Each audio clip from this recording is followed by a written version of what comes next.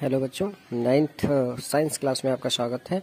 और आज का टॉपिक आपका है प्लेटीहेल्मिन्थेज संघ, जो कि आपके जंतु जगत के अंतर्गत मिल रहा है आपको। इसके पहले आपने देखा था तो पोरीफेरा और सिलेंटरेटा, दो संघों को आपने देखा था। उसके बाद अगला है आपका प्लेटीहेल्मिन्थेज। अब बात अगर करते हैं प्लेटीहेल्मिन्थेज की, तो प्लेटीहेल्मिन्थेज शब्द जो है ये दो शब्दों से मिलकर बना हुआ है, एक प्लेटी और दूसरा है हेल्मिन्थ्स। तो प्लेटी का मतलब होता है फ्लैट, फ्लैट का मतलब होता है चपटा, और हेल्मिन्थ्स का मतलब होता है वार्म, वार्म का मतलब होता है कृमि। तो इसका मतलब हो जाता है प्लेटीहेल्मिन्थेज का अर्थ हो जाता है कि चपटे कृमि। तो इस संघ के जंतुओं की बात करते हैं तो ये चपटे कृमि होते हैं और इनमें अंग अस्तर का संगठन पाया जाता है। अगर बात संगठन की करते हैं तो सबसे पहले आपने देखा था तो आपको मिला था कोशिका अस्तर, उत्कीय स्तर। तो यहाँ पर अंग अस्तर का संगठन पाया जाता है। इसके अंतर्गत अगर आप देखते हो तो फीता कृमि, फीता कृमि आप अच्छी तरह से सुने होंगे। तो ये आपकी फीता कृमि की संरचना नजर आ रही है, जिसमें कि मुख है, गर्दन है, ये पूरा इसका शरीर है। अगर मुख की संरचना देखते हैं तो ये आपके सामने है। और इस फीता कृमि के अलावा आपके यकृत पर्णकृमि होते हैं, और यकृत पर्णकृमि के अलावा सिस्टोमोसा, या जिसको हम ब्लड फ्लूक कहते हैं, तो ये सभी आपके इस प्लेटीहेल्मिन्थेज संघ के अंतर्गत आते हैं, आने वाले जीव हैं।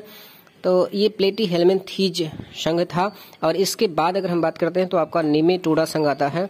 तो नीमेटोडा संघ को अगर देखते हो तो नीमेटोडा ये आपका नीमे और हेल्मिन्थ्स शब्द से मिलकर बना हुआ है। नेमे का मतलब होता है कि थ्रीड मीन्स हम सूत्र कह सकते हैं या धागे नुमा कह सकते हैं, और हेल्मिन्थ्स मीन्स आप वार्म, वही कृमि। तो इसका मतलब हो जाता है, इसका अर्थ हो जाता है कि धागे नुमा कृमि, अर्थात जो सूत्र कृमि होते हैं, इसको सूत्र कृमि भी कहा जाता है। तो इनमें जो मुख होता है, संवेदी अंग, ये सब पाया जाता है, परंतु जो सिर होता है वो नहीं पाया जाता है। इसमें सिर जो है वो नहीं पाए जाते हैं। इसके अंतर्गत अगर आप देखते हो तो स्कैरिस होता है। तो स्कैरिस की संरचना आपके सामने ये नजर आ रही है। तो इसमें देखो नर स्कैरिस होता है, मादा स्कैरिस होता है। नर स्कैरिस जो होता है वो हमेशा छोटा होता है, जबकि मादा स्कैरिस वो बड़ी होती है। तो इसके अलावा फिर गोल कृमि है, पिन कृमि है, तो ये सब इसके एग्जाम्पल्स आ जाते हैं। तो ये सब आपका आता है नीमेटोडा संघ के अंतर्गत। और इसके बाद फिर अगला अगर संघ देखते हैं तो एनीलिडा संघ आ जाता है। एनीलिडा संघ अगर देखते हैं तो एनीलिडा शब्द एनल्स और ईडियस शब्द से मिलकर बना हुआ है, जिसका मतलब होता है लिटिल रिंग वाले कृमि, या लिटिल रिंग से अर्थात छोटे छोटे खंडों से मिलकर। आपने देखा कि एनीलिडा का मतलब होता है कि छोटे छोटे रिंग से मिलकर जो बने जीव होते हैं, उस संरचना वाले जीव होते हैं, उनको हम एनीलिडा संघ के अंतर्गत रखते हैं। इसका अर्थ होता है छोटे छोटे गोलाकार खंडों से निर्मित। इस संघ के जीवों में अगर हम देखते हैं तो अंग तंत्र अस्तर का संगठन पाया जाता है। अंग तंत्र क्या होता है कि अंगों का जो समूह होता है उसको हम अंग तंत्र कहते हैं। तो अंग तंत्र अस्तर का संगठन इनमें पाया जाता है। ये द्विलिंगी होते हैं, उभयलिंगी में नर और मादा दोनों एक ही जीव में होते हैं। इनके शरीर की संरचना अगर देखते हैं तो नली के भीतर नली वाली संरचना होती है।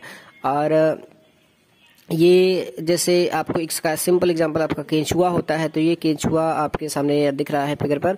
तो ये केंचुआ है। उसके अलावा फिर आप देख सकते हो तो जोंक है या फिर नेरिस है। तो ये जीव इस संघ के एनीलिडा संघ के अंतर्गत आपके आते हैं। ओके, बाकी फिर अगली वीडियो के साथ आप मिलेंगे। धन्यवाद।